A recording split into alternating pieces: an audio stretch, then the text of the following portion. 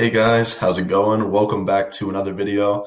Today we're going to be discussing chapter 2.5 from IB Business Management. This is a high level chapter, so standard level. You guys can come back with us in the next chapters. 2.6 is also high level, and I'll be going over that in a separate video. But chapter 3 will be back to standard level, so you guys can come back.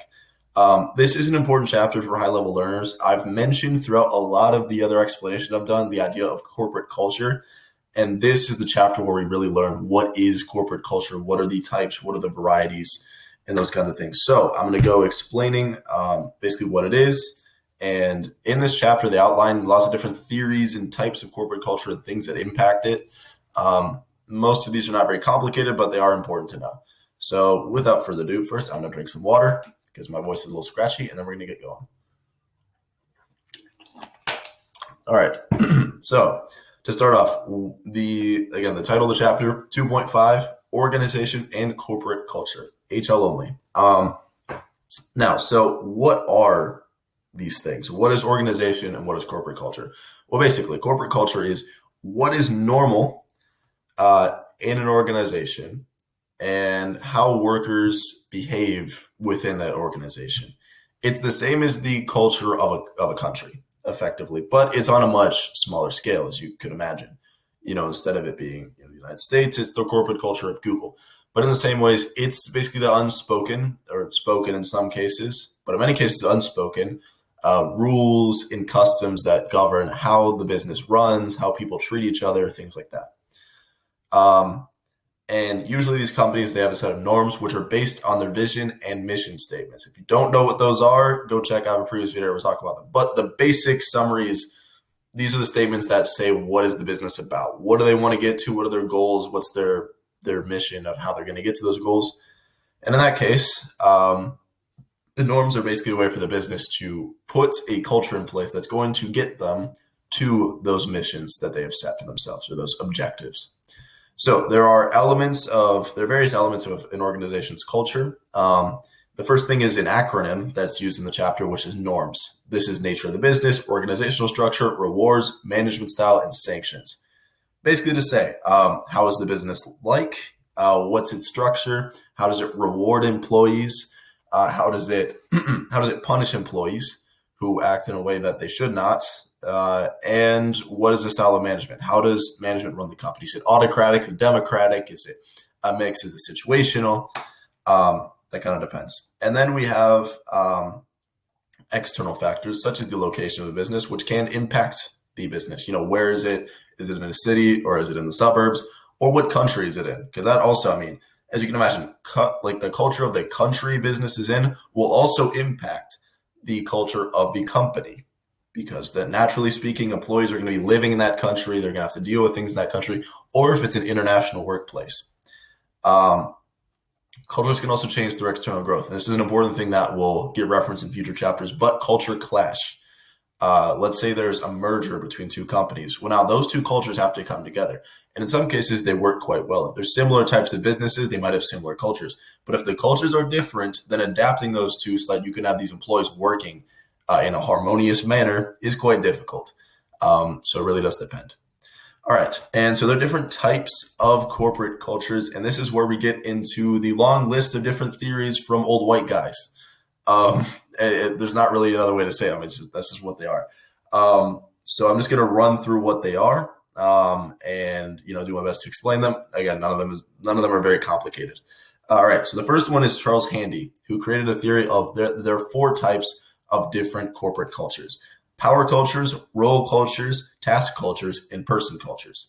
So a power culture is a highly centralized culture that has basically one decision-making body that is imposing everything on everyone. There's a very flat structure, so there's not many layers. It's pretty much one boss, everyone listen to what he has to say.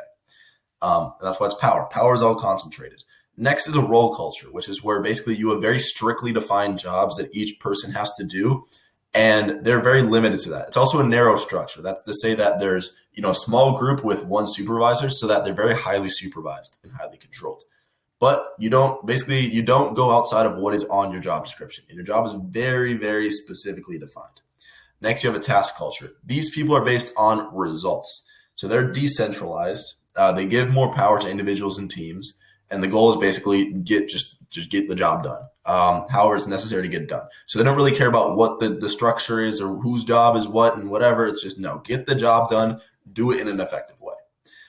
And then finally, person culture. This is where each person is given a lot more individual freedom. They have collaboration between the different parts of the business, but at the end of the day, a lot of freedom for the individual to act as they see the correct way to act. But there's also collaboration. All right. So that's the end of that theory. Basically, we just have, we have power cultures, role cultures, task cultures, and person cultures. They're just kind of based on those different things. And through those, they have different goals and they structure themselves in different ways. Next, we have Edgar Shane's three levels of corporate culture. So he talks about the different elements of how you construct a corporate culture. Sorry, I'm going to get more water. We're getting into spring and allergy season for me, and especially around here. We haven't figured out what it is, but my allergies really act up. So my apologies. Anyway, so the different elements. The first is artifacts. So artifacts are basically like buildings and the history and the customs of the business. All right, those are artifacts. That's the first aspect. It's just like those general, like kind of bigger, like more physical, more broad things. Then you have your espoused values. This is what's in your mission and vision statements of like, these are the things we want to have. So this is kind of the implement, like what you say, these are our main focuses. Like when you put like our values on your website, these are the things that are on there, and your culture is going to be based on those. And then your basic assumptions and values, which are your values and behavior and action. This is when someone goes to your company and they spend a day there. They're like, this is what this company is really about. And they see by being there, living it, how your employees act and how the culture actually is. So it's a more concrete culture, a more concrete aspect of culture. But those are the three aspects, according to Edgar Shane: artifacts, espoused values, and basic assumptions and values. Next, we go to Deal and Kenny. So their theory on corporate culture is that corporate culture is just a way to get things done. And that there are two dimensions of corporate culture. You have feedback or reward, and you have risk. Now, feedback and reward is basically your ability to get rid of a bad culture. Sorry, my voice is really scratching up here.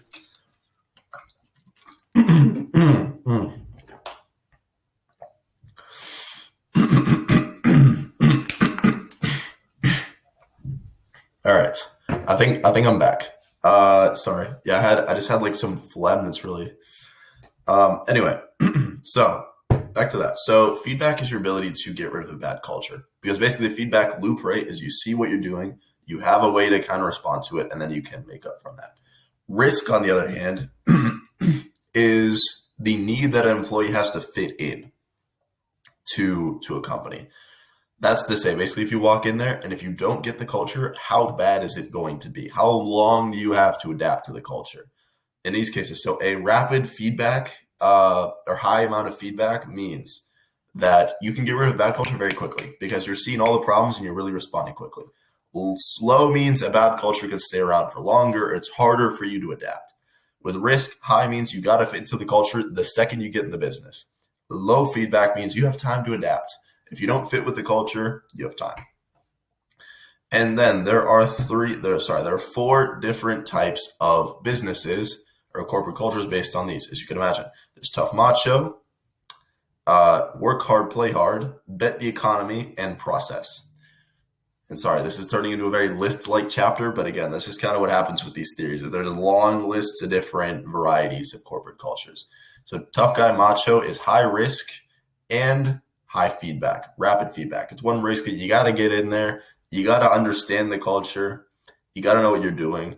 And bad cultures don't last a long time. So they have a good culture and you got to fit into that good culture. And a good example of this is, let's say like the stock market or the police force, where if you go into the police force and you don't fit in with the corporate culture, because of the nature of the job, you just can't stay there for very long.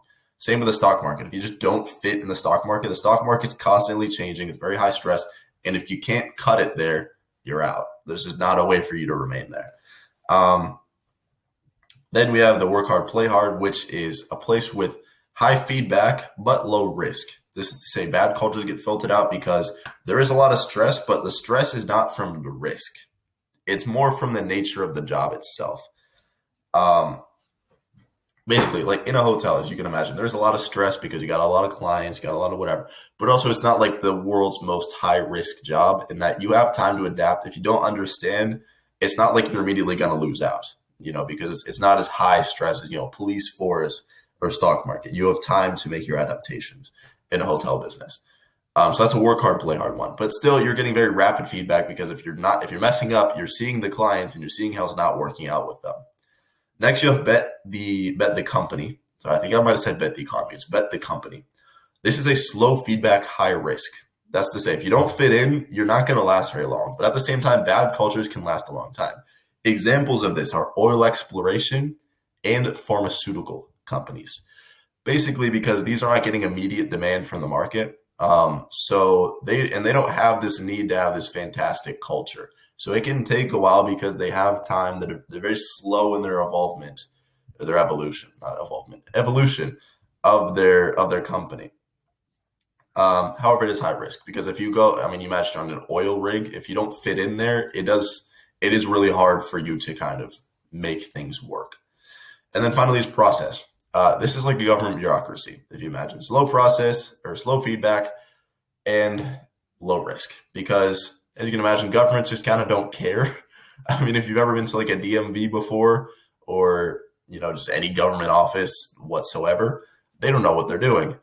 Most of the time, the people there are very slow and they're very, whatever, because there's not really a very high demand. They know they're going to have customers no matter what because they're the government. So they don't have a demand for, we need to have this fantastic culture. We have to market really well. They don't really have any of that.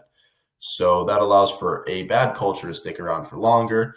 And if you don't fit in there, there's not a high demand for you to adapt to their culture and get better. Okay, then we have the Nodded and Heskett theories. So they say there's two types of cultures, adaptive and inert. This is pretty straightforward. Adaptive means they can adapt to changes very quickly. Inert means they can't. They're very strict in their work protocols. They're not flexible, like an adaptive culture. Then we have Goffey and Jones, who say that there's two levels. There's sociability and solidarity. These are two kind of aspects of a corporate culture. And basically, so sociability is concern for colleagues, and solidarity is organizational unity and cohesion between the members. A good corporate culture is high in both. You're concerned about your fellow employees, and there's a good amount of cohesion. A bad corporate culture means you don't care about your other coworkers, and there's not good unity in the workplace. Finally, I believe it's finally, let me check the notes. Yes, it is finally. Jerry Hofstede, who basically says there's a bunch of different varied things that decide how a corporate culture works. First is power distance. That's to say the extent of unequal power distribution. And when I say unequal, I mean that some people have a lot of power and some people have very little power. That'll be unequal power distribution. Well, how bad is that? And so it's very high in a centralized system, because obviously in a centralized system, your headquarters decides everything and everyone else listens to them. So a lot of power, no power. A decentralized system is low in power distance, which is to say that everyone's kind of making their own decisions. So everyone's power is more or less equal because they control their own business, their own workings. Second is individualism versus collectivism. Which of those does a company choose? Which is, basically, do they let everyone, work on their own thing? Is everyone looking out for themselves? Or is there this idea of whatever you do is for the group? Then there's masculinity versus femininity, uncertainty avoidance, which is, are you willing to risk and not know what's going to happen? Or do you need to be certain and know how things are going to work out? And long-term versus short-term. What are your priorities? Is your priority now? Are your focuses now? Or are they in the future to the more long-term goal? Then you can have culture clashes, which I mentioned that a bit earlier, but basically you have a merger, a company that comes together, and the cultures do not work. And then there's a problem. You have a kind of a war of a sense between the two. And finally, the importance of understanding corporate culture. This is known as cultural intelligence or cultural quotient. This is the ability of an individual to blend into a culture, and basically, and also the attitude of workers to change. The ability to understand that what this new culture is, and be able to work within it. And then also there's the principle, which is the final part of this chapter, that rational, motivated, and attentive workers help to establish a good culture in a company. So that if you have workers who are really, their heart's in the right place, you'll end up having a good culture in your business. Anyway, sorry guys, this is not, the world's most interesting chapter. It's very, just kind of straightforward, blah. But it is still important to understand, all things considered. So, but that brings us to the end of it. We're almost getting to the end of chapter 2. We just have one chapter or one point left after this. So I hope you guys can all stick with me, and we'll get through this together. But anyway, thank you all for watching. Remember, if you need to see any more videos about business management, all the previous ones I made and all the ones I'll make in the future are in the playlist in the top link of the description. And with that, thank you for watching and have a fantastic rest of your day.